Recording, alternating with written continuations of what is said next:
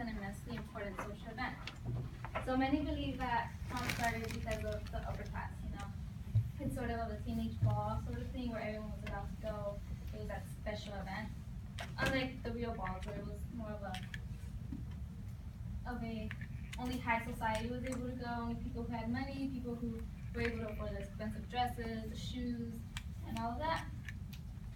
But if you think about it, prom is actually very important. It's like the whole high school experience. It comes with the high school experience.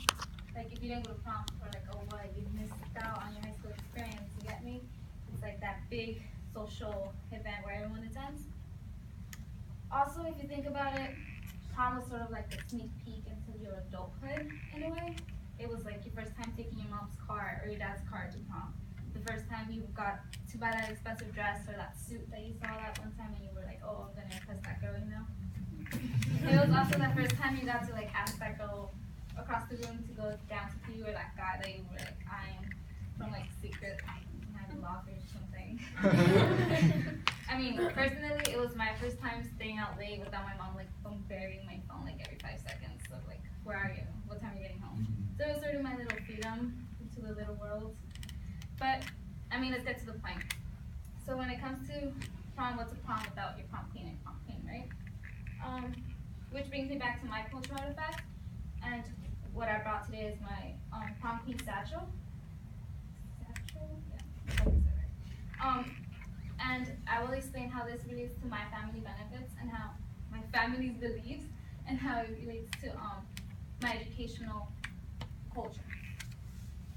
So because of today's pop culture, prom is viewed as a popularity sort of thing. It's movies portray it as if you don't look a certain way, you can't run for prom queen. If you, you can't. It's not. Well, to me, it was more based on my school didn't use those as categories.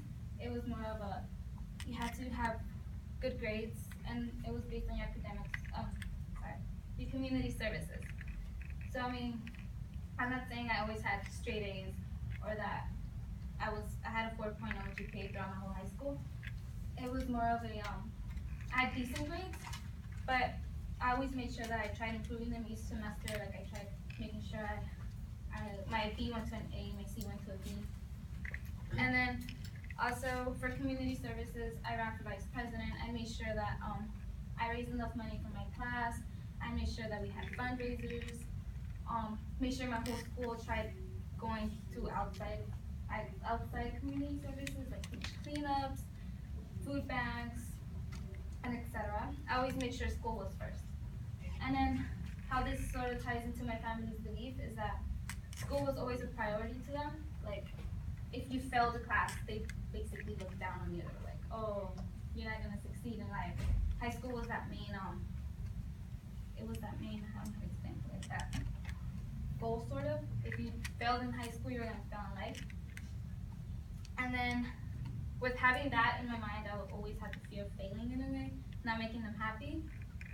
So how this satchel identifies, how I identify with this culture is because I sort of proved to my parents how I was able to do well in school, how I didn't give up. And it was also sort of a little closure to myself because it was like all my hard work in high school didn't go unnoticed. Like I still tried, I still didn't give up. And now I'm repeating myself on that. But I mean, in conclusion, the satchel sort of represents closure, and it shows how I proved to my parents how I was rewarded throughout high school, and it was more of a academic sort of win. Unlike the movies, you know how they say you have to be the pretty one, you have to do this, you have to do all that. It was sort of a don't judge a book by its cover sort of thing. So it's like, so closing my remark, it's more of it's not about the looks, it's about the books. Thank you.